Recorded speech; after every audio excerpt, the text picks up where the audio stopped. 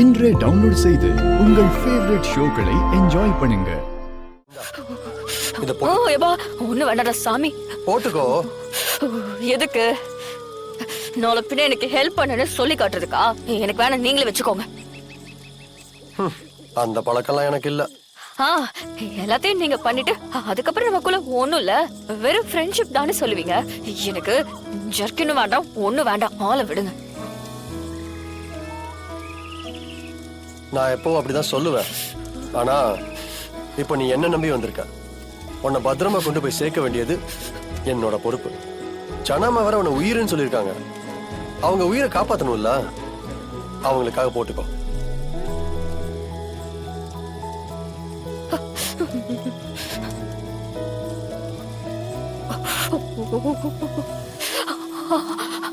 சரி, எனக்கு கொடுத்துட்டீங்களே, உங்களுக்கு குளிரல? எனக்கு பழகிருச்சு.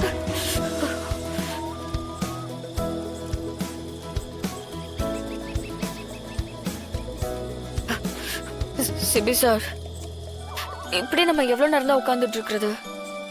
இங்க இருந்து போக வேண்டாமா? பூஜைக்கு வர அந்த பூ இன்னும் கிடைக்கலையே. ஏய், நைட் ஆயிடுச்சு. திரும்பவும் காட்டுக்குள்ள போகணும்னா வழி மாதிரி போயிருவோம். விடிஞ்சதுக்கு அப்புறம் போலாம். வெயிட் பண்ணு, சரியா? அது வரைக்கும் இந்த குளிர்ல நடுங்கிட்ட உட்கார்ந்துட்டு இருக்கிறது. இப்போ உனக்கு என்ன பிரச்சனை? ஜோக்கின் கொடுத்துருக்கேன், குளிருக்கு நெருப்பு மூட்டியிருக்கேன். இதுக்கு மேல உனக்கு என்ன வேணும்? பயப்படாத. அப்படி ஒரு வேளை சிங்கம் புலி கரடின்னு வந்துச்சுன்னா சமாளிச்சுக்கலாம். அப்ப பசிக்கு என்ன பண்றது? பசிக்குது, எனக்கு ரொம்ப பசிக்குது. நான் மதியம் கூட சாப்பிடல.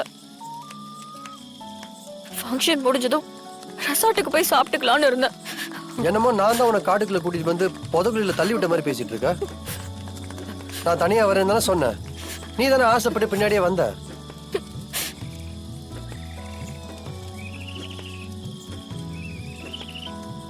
சரி இரு, வரேன். எங்க போறீங்க? வந்து சொல்றேன்.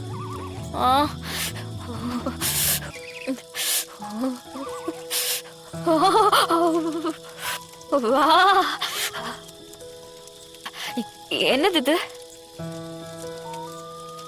இது சோளம். இது எப்படி காட்டுல கிடைச்சது? இது காட்டு சோளம். யானைங்க சோள காட்டுக்குள்ள போய் மொத்த சோளத்தையும் சாப்பிட்டு வந்து இங்க சாணம் போடுது இல்ல, அதுல முளைக்கிறது. அப்ப இது? இது காடை முட்டை. அதுவும் பாவம், அந்த முட்டைக்குள்ள ஒரு உயிர் இருக்குல்ல, அதுவே கஷ்டப்பட்டு அட காத்திருக்கும். இத போய் எடுத்துட்டு வந்திருக்கீங்க. மேடம், பிரெட் ஆம்லெட் போட்டு சாப்பிடும்போது அந்த முட்டைக்குள்ள உயிர் இருக்கிறது தெரியாதா? அது ஒரு கோழி அடக்காக்கும்னு புரியலையோ? அப்புறம் அந்த சிக்கன் தந்தூரி சாப்பிடும்போது அந்த சிக்கனுக்கு உயிர் இருக்கிறது தெரியாதா? அந்த மீனை ஃப்ரை பண்றப்போ அதுக்குள்ள இருக்கிற உயிர் தெரியாதா உனக்கு?